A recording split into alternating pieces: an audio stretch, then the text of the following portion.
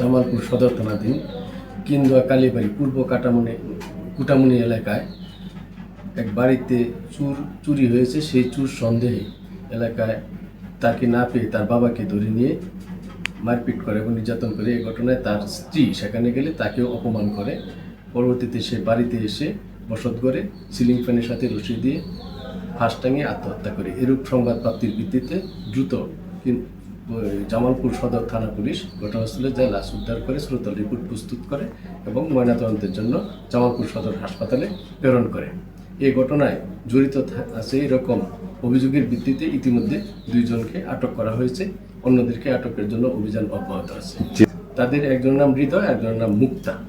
এখন আমরা অভিযোগ পাই নাই, অভিযোগ প্রস্তুতি চলছে, অভিযোগ প্রাপ্তির সাপেক্ষে আইনগত ব্যবস্থা। এই ঘটনার সাথে যারা জড়িত আছে তাদের ব্যাপারে অনুসন্ধান অব্যাহত আছে, নাম ঠিকানা সংগ্রহের চেষ্টা অব্যাহত আছে। যারা জড়িত তাদেরকেও আমরা আইনের আওতায় আনার জন্য অভিযান অব্যাহত আছে।